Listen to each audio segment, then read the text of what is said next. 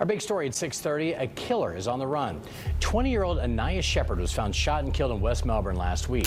Right now, the death of a Fort Pierce woman is under investigation in Brevard County. Here's what we know. The sheriff's office says that the woman was identified as 20-year-old Aniya Sheppard. She was found dead on Eber Boulevard in Melbourne just before 7 o'clock Monday morning. At around 6:40 a.m. on Monday, November 4th, 2024, a passerby discovered what appeared to be an injured homeless person. Telling him on the phone, I was like, you got a crime scene and everything over here. Lying on the side of the road in an unincorporated part of West Melbourne. Concerned, the citizen approached a police officer at a nearby convenience store gas station and reported the incident. Sheriff's office confirms to West 2 a woman's body was found around 6 o'clock Monday morning along Eber Boulevard. The sheriff says a citizen contacted a deputy at the nearby gas station describing a body found on the side of the road. When they got there, deputies say they found the victim and pronounced her dead at the scene. Authorities quickly responded to the scene at Eber Boulevard and Buddy Drive. Upon arrival, they determined that the individual was not homeless but deceased. The scene was gruesome. The victim's lifeless body was riddled with multiple gunshot wounds, and she had suffered severe head trauma. From the extent of her injuries, it was evident that this was not an accident but a cold-blooded homicide. The perpetrator had left clear evidence at the scene, as officers found 6 empty bullet casings near the body. A search of the victim's identification revealed her name, Aniya Sheppard. She was only 20 years old at the time of her death. A full investigation was immediately launched.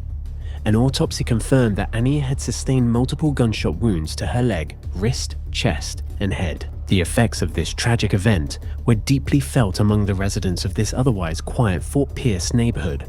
News of the murder spread rapidly, as nothing like this had ever happened in the area before.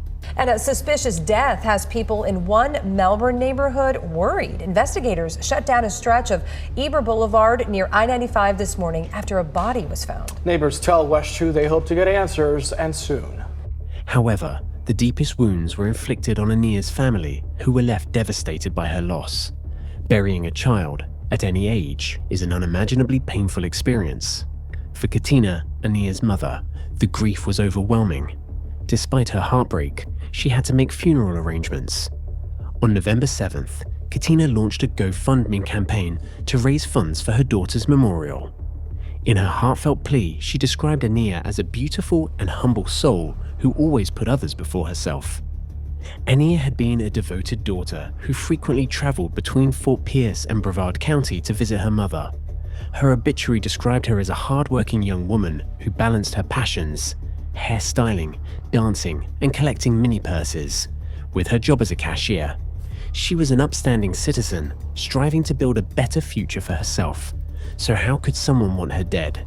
As investigators delved into Aniya's life, they discovered that before her tragic death, she had been in a romantic relationship with Travion Dean, a 22-year-old man from Fort Pierce. Since he was the closest person to her besides her family, police immediately turned their focus on him. As the investigation progressed, chilling details about their relationship emerged. Statements from Aniya's family, particularly her mother, that once the investigation is complete, that justice will be served, revealed that she had been trapped in an abusive relationship with Travion. Domestic violence quickly became a significant factor in the case. Further inquiries revealed that although Aniya and Travion were both residents of Fort Pierce, they had been living together at an extended stay America motel on US 192 in West Melbourne for about a month before the murder. However, this alone was not enough to charge Travion. Authorities turned to surveillance cameras in the area for evidence. CCTV footage from the motel showed Aniya and Travion leaving together in a rideshare early that morning. They were dropped off near Hollywood Boulevard.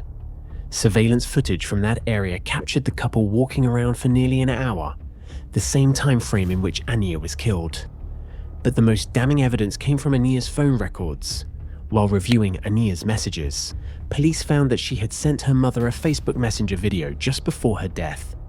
The video showed a man walking beside her, though his face was unclear. However, when cross-referencing this footage with the surveillance recordings, it was evident that the man in the video was Travion. Then, a more chilling discovery emerged. At 5:33 a.m., just before the shooting, Aniya sent an Instagram message to a friend. She wrote that she was walking to calm herself down and was trying to call an Uber. When the friend asked why, Aniya simply replied that she was trying to get away from the drama. Just 30 seconds later, surveillance footage recorded gunshots in the area.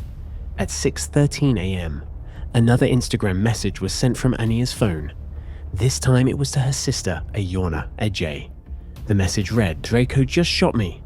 Ejay, call the police." Draco was the alias of Aniya's ex-boyfriend, Ankivia Bray. This message initially led authorities to suspect him. However, upon investigation, it became clear that Bray could not have been the killer. He revealed that he and Aniya had lived together briefly but were no longer dating. He also admitted to physically assaulting Aniya during an argument on October 28th, resulting in a cut on her lip. However, the autopsy report proved that Aniya had already been dead before that message was sent. This revelation suggested something sinister. Someone else had sent the message from her phone. With further analysis, investigators concluded that Travion had access to Aniya's Instagram account and had likely sent the message in an attempt to frame Bray.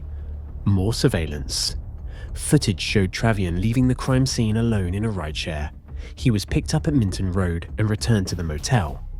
Later, cameras captured him leaving the motel again, this time carrying Aniya's belongings. The evidence against him was overwhelming.